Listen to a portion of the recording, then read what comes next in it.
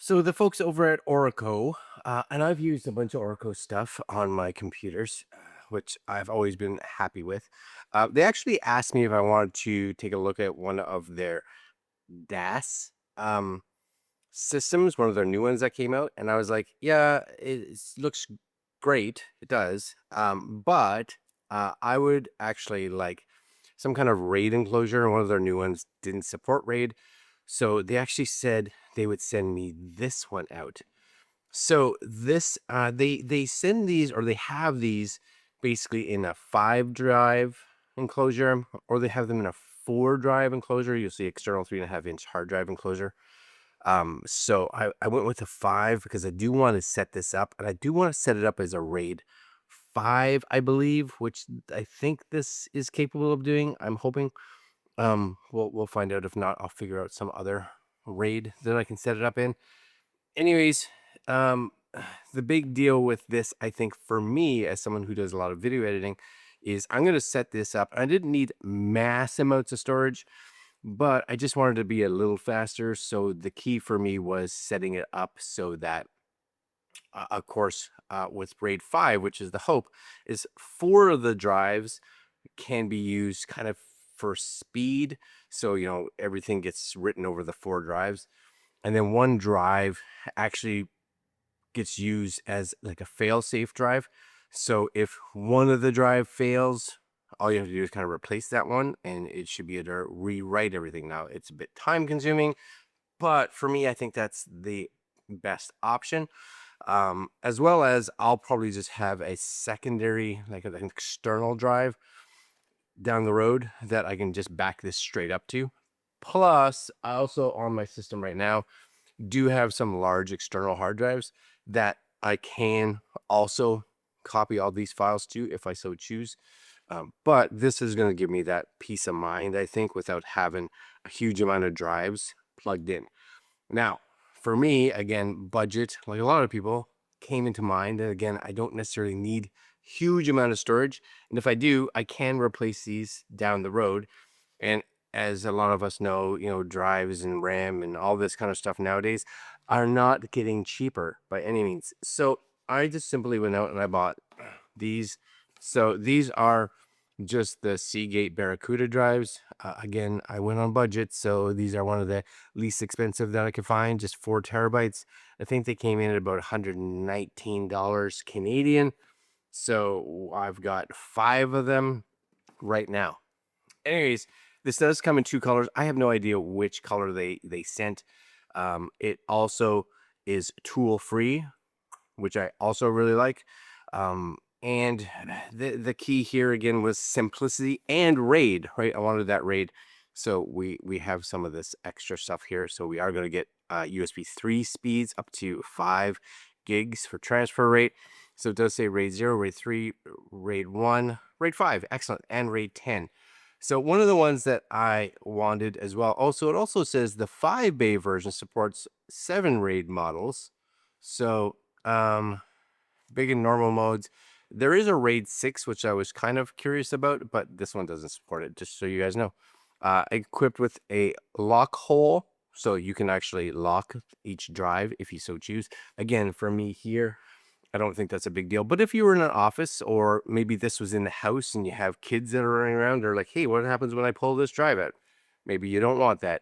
For me, if something's going to happen, the chances are good they're going to take the whole enclosure, but that's hopefully not ever going to happen. Anyways, it also has a built-in 150 high power supply. So we're good. Now we are going to hook this into a Mac. So once I had the drives put in here, we'll go over there and actually install it. But this is it. Yes. Okay. So let's open the box and see what actually comes in this. Now again, they did send out the enclosure. I though had to pick up the hard drives, so just kind of be aware of that. The enclosure is kind of the cheap part of this, and if you are someone that is going to be using this, my recommendation would be you really want to think about the total costs involved, because even with the smaller 4 terabyte drives, yes, if you had to buy the enclosure plus the 4 terabyte drives, you know, you're probably looking at $700-800 for sure, if not more. And if you wanted to go bigger drives, you know, you could be spending $1,000 on the drives themselves. So for a lot of people, I'm like, it's a cool concept, but you really, you know, really need to be sure that you need possibly that kind of speed or performance, etc., etc. Anyways, they sent out the black one. Lovely. That's going to look nice. There's your different enclosures. Yes, here. That one seems to be pushed in. That's weird. Okay, it must have just pushed itself. So if you find that it does that, just kind of reach in and you can push, kind of push the drive in so that it pops back out again. Anyways, there they are. Easy to open. Yes. And you can see I can lock that one, which is nice, right? Unlock it, pops out. Yes. Cool. And there's that lock. Not coming out. Sweet. Okay, well, what we're going to do now is we're just going to pop the 5 drives in. So you don't need to necessarily hang around with me while I do that. But again, these are them. These are the, I just got the Seagate Barracudas. So give me 2 secs while I install some hard drive. Now, the bonus of these, just while I'm doing this real fast, is that in theory, these are, again, completely toolless. So all we're going to do here is just cut these open. I'll just do one just so you guys can see. So that there's the drive right there. This should just open. And I'm just going to take a look inside. Everything kind of, you want your pins, I think, down. So just kind of slide that in. And that's it. That's all. Right? That's awesome for sure. All right, I'm going to pop these all in here. We're then going to set this up as a RAID 5 and go over to my computer and get it to function, I hope. Now, the other thing I would think, this is the last drive, right? The other thing I would think is if you are someone that is going to use the lock, which, you know, may not be a horrible idea, you know, depending, just to keep them all locked in there, then just don't lose this or else you're never going to get these back, right? So for me right now, because again, I don't think I'll be having any kids show up here, I'm going to make sure these are all unlocked so that they shouldn't open by any means, but I would keep this somewhere close. Now, the only other thing you get, you do get 2 keys. You get 2 little keys, so that's good. 2 keys. You get your USB 3.0. Good. And of course, you are going to get a manual, because one of the things to realize too, for when we're setting this up as a RAID drive, is on the back here, you do have different switches. So it kind of tells you which RAID and what orientation they have to be in. So I can't read that because I'm pretty much blind. Yes. So I need to do this and take a picture. Okay, so I have a picture because again, I want this as RAID 5. So RAID 5 says 1 up and 1 down. So just make sure you get them the way you want. So I'll put this little screen up there if you guys look. It's they have 6, but this is my RAID 5. There's your RAID 3, right? Normal, clear, etc., etc., etc. So I got it in RAID 5. I'm gonna go over there, plug this in, and cross my fingers, I guess. All right, guys, so I've got it all plugged in. Now, the one thing to just kind of be aware of, not a lot of, what you call it, USB cable. So you probably want to keep this close on your desk, but I don't have a lot of desk space right now. I will be putting a shelf in here, so at that point in time, I'll be able to move it up to that. But as of now, I wish they did come with a bit longer of a USB cable. Okay, so I got it all set up and I think working now. Now there are a few things for you guys just to kind of be aware in this setup. First off, once the drives are all in and you have it powered up, don't actually plug the USB cable in first. You want it to have that chance to kind of, you know, initialize itself. So basically what we're going to do is we're on the back, we're going to set those switches to the RAID that you want. Beside it, there's a little, like a set button. And so what I did is I just click and held it, and then I powered on the unit with that set button held, and I did that till all the lights kinda stopped flashing, and they, um, kinda got a beep at the end, then I let it go. Now, they only flashed probably for 10, 15 seconds, and then it was kinda done. So I didn't really know what to do at that point, but as you can see, and I'll just kind of bring this up here, right? Just go to set this up here. So I'm actually in disk utility right now, but what it did is it came up as a single, or sorry, it came up this time as a single disk unit, which is great. Now, if for whatever reason it comes up as 5 independent disks, that means the RAID didn't set properly. So at that point in time, you should probably set the switches all back to their default, which I believe is all up. You want to kind of do that set so it resets it back to that. Again, make sure this is all done with the USB plug unplugged. And you definitely, if it shows up as 5 independent disks or 4 independent disks, you do not want to initialize them. You make sure you ignore them. This is on a Mac, right? So you ignore them because you need it to come up as a single unit. So at that point in time, try again, unplug it, power it down, and then hold that set button, set your switches back to the RAID that you want, hold that switch, plug, turn the power back on, let it sit. Like you only had to hold it for maybe 5, 10 seconds, let go. And at that point in time, it should create the RAID. Then inside disk utility, again on the Mac, it should show up as one drive. And you should get one screen that pops up that says that we need to initialize it.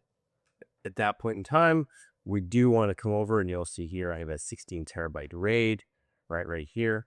And this is what we want to see right there. 16 terabytes, which means 4 of the drives for me acting as a single, one drive acting kind of, I don't want to say a backup because it's not really a backup, but kind of acting as a safety net, as we would kind of want this RAID to do. Now, these are not the fastest drives in the world, and usually you'll get about 120, 150-ish for speed. So I'm going to come in here. We're just going to do a quick test. Again, I don't expect these to be super fast, but for me, storage is kind of important, and having them a little bit faster is going to be nice. So if I can find my 16 terabyte RAID, open this, start the test. Yeah, and we're getting faster for sure, right? We're getting about 200, 240 off those. All the lights are lit up, which is good. Um, Plenty fast, I would think, for even a lot of people doing like HD or possibly some light 4K editing. Read speeds, let's see what we're going to get for our actual read speeds. A little bit faster. So we're getting 242, 243 in that ballpark. But again, big thing for me is going to be the actual ability to kind of offset the things that I'm working on. So for instance, if I were to open up, for me, a big one again is Final Cut. So if I were to open up Final Cut here, I have a lot of projects that have finished working on. Right here, you'll see on the side, right, a whole bunch of these here. So what I'm going to actually do is I'm going to create a new library inside here. And we're going to put this actually on that RAID. And we're going to call this RAID Final Cut Pro Backup. This is what we're going to call that. Okay, save. So we have this RAID right now. And if I were to take any one of these, I simply should be able to just drag it up there, and I'm going to just move it. Original media, I'm going to say copy everything. Yes, over. And hit OK. Did you exist? Yeah, we'll transcode them and send them over because it is on a small one. So let's create those. And at this point in time, these are now, you guys can see it here. It is transcoding. It is moving my files over. It's rendering, setting up everything to move that project over. And if we actually open up that 16 terabyte RAID right here, we should see this, right? And it's increasing in size, which is exactly what it should be doing. So now I can have these as a backup with proxies. And if I do want to actually work off this, I can easily work in proxy because they're smaller files off that drive, just in case I mess something up. So yeah, I think this is gonna work great. Now, if you do want bigger storage, of course, you can change this and put bigger drives in. Anyways, yeah, I think this is a great little addition. It's sitting on the floor right now. I just put it on the little phone that came with it, but it will go up on a desk. Again, I do wish that USB cable was a bit longer, but a little bit of nitpicking. But that's my opinion. All right, guys, I'm going to leave you guys there. I have a whole bunch of copying to do right now, so I am going to be moving all my files that I'm currently in the midst of working on over to this backup, and it should work good. Links down below if you guys are interested in the Oracle, and I will see you guys next video. Later.